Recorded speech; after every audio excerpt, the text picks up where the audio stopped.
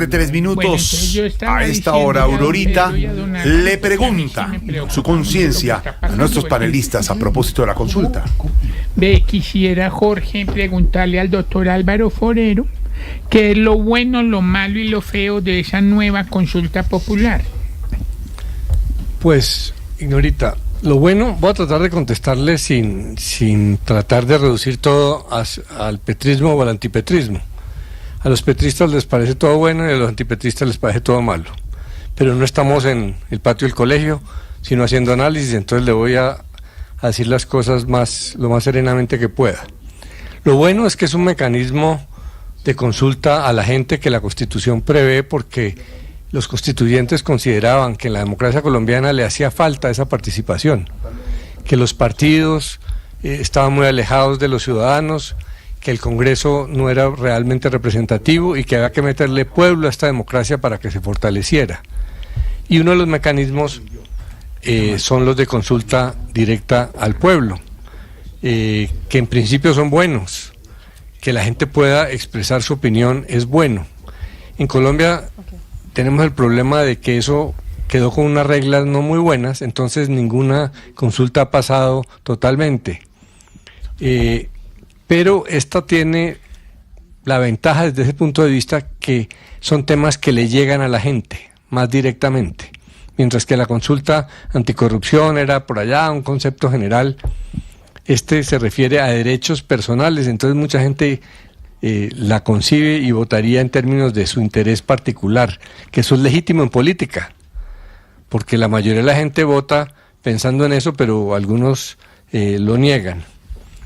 Y lo otro positivo es que pues presiona a la reforma para que de verdad la Comisión Cuarta y luego la plenaria del Senado no vuelvan a hundir, porque el Congreso ha mostrado una conducta permanentemente obsesiva con hundir, porque pues entienden que es la manera de golpear al gobierno Petro, además de que no están de acuerdo con muchas de las el contenido de las reformas, y no están de acuerdo porque pues el sistema político tradicional nuestro ha estado muy metido en la ideología neoliberal, y Petro pues tiene una ideología distinta y quiere con la reforma romper eso, entonces es lógico que haya esas diferencias.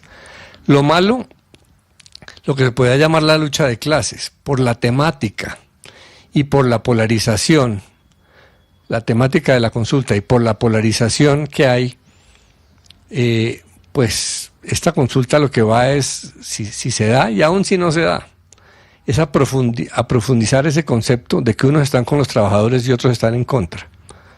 Que eso puede ser maniqueo, pero pues digamos la verdad también, la política siempre ha funcionado así. En muchos países desarrollados, Estados Unidos, Reino Unido, los que tienen votan por un partido y los que no tienen votan por otro. Y unos partidos representan más a las clases trabajadoras y otros más a las clases privilegiadas. ¿Que es malo dividir la sociedad totalmente en eso? Sí, pero también es malo decir que la política no tiene mucho de eso, lo tiene. Entonces esa lucha de clases es compleja, sí, pero pues a eso llegamos con dos sectores tan extremistas, un gobierno extremista y un establecimiento y un político dedicado solamente a bloquear. Sí. Entonces pues llegamos a eso, que unos entiendan que hay unos sectores en contra de los intereses de los trabajadores. Y lo feo, que toque semejante guerra política para hacer una reforma como esta, que ahora sí, hasta los opositores reconocen que en muchos casos es una reforma necesaria y justa. Semejante guerra para poder hacer algún cambio en un país que no quiere hacer cambios de nada. Sí. Y también que lleguemos al extremo de legitimar al otro. Entonces, que los que están a favor de la consulta es que solo quieren hacer política, como si los que hunden las reformas de Petro no quisieran lo mismo, solo hacer política. Por eso, y la gente hay que respetar eso. La gente hay lo que respetar el eso. Objetivo, tiene toda la razón. Y uno no puede, así como uno no puede decir que Petro no tiene ningún interés por los trabajadores, tampoco se puede decir que los que hunden esa reforma son enemigos de los trabajadores. eso es caer en Claro, llevar la no política a una bajeza. La política es así, y como ambas partes han sido torpes y han llevado a este extremismo, Sí. pues toca así. ¿Por qué llevo yo 3 años diciendo que ojalá haya acuerdos y que se evite esa polarización? Para evitar esto. Porque esto y lo que falta es muy complicado para un país. Ahí está, Aurorita, ojo con eso. Don Álvaro y el doctor Pedro Viveros, para usted, ¿qué es lo bueno, lo malo y lo feo de esta consulta popular nueva? Aurorita, lo bueno es que en Colombia hay instituciones y se ven reflejadas. Hace un momento le acaban de negar a la senadora María José Pizarro la intención de abrir el debate ya cerrado de la consulta que se dio en el Congreso la semana pasada.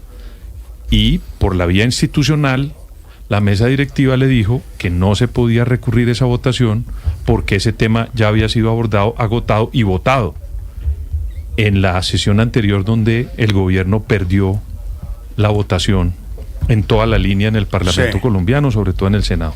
Eso me parece bueno. Las instituciones funcionan y cuando se trata de una idea tan maximalista como la que pretendía el presidente con su reforma laboral, pues el Congreso le puso coto y lo frenó.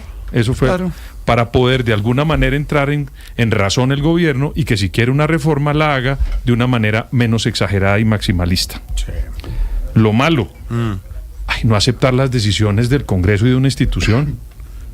Es que uno en la política y en la democracia se gana y se pierde. Cuando uno gana, pues sale y celebra, y el que pierde, pues se rearma con sus huestes para ver cómo reformula, lo intenta nuevamente y lo gana. Pero aquí hay una gente apocalíptica, sobre todo del gobierno, que piensa que si perdió una votación ya se acabó el mundo. Siéntense a hablar y acepten lo que decide la democracia. Pero se están jugando con 2 cartas. Claro. Por si no les pasan la reforma, tener la otra jugada. Me imagino que es eso, ¿no? Pero yo me voy a referir a esta en la que ellos están inmiscuidos, porque la otra, vamos a ver cómo les funciona. Pero en esta, en lo que ya pasó, el Congreso no aceptó y resulta que ellos no pueden ser apocalípticos y pensar que si pierden esto no van a tener otra oportunidad de sentarse a conversar sobre la reforma laboral, que es lo que ellos dijeron que querían. Y me parece a mí que cuando le votan en contra y abren la posibilidad de hacer la reforma, resulta que vuelven a recurrir a otra consulta ciudadana, Jorge Alfredo, Aurorita y Jorge Alfredo. Y lo feo, que el gobierno no tenga al interior de la Casa de Nariño alguien que sepa de derecho, ¿sabe? Yo vivo aterrado. Todos los decretos que suben a la Corte se les caen.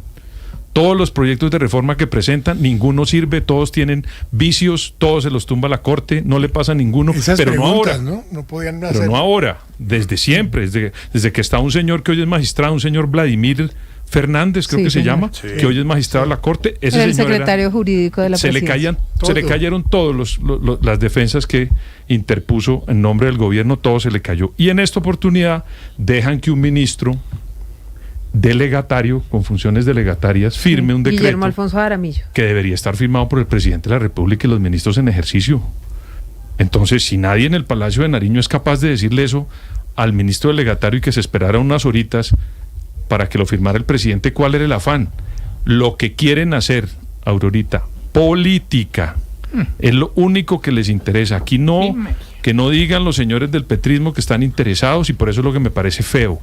Están interesados en abrir boquetes permanentemente, no cerrar las discusiones y tramitar votos para lograr elecciones. Eso es lo único que quieren. Por eso me parece feo que un señor en la Casa de Nariño no tenga la templanza jurídica para decir que esto lo podía hacer el presidente. ¿Por qué no lo firmó? Por ideas e intenciones más bien políticas, Aurorita. Gracias, doctores. Ahí está, lo bueno, lo malo y lo feo. Y lo bueno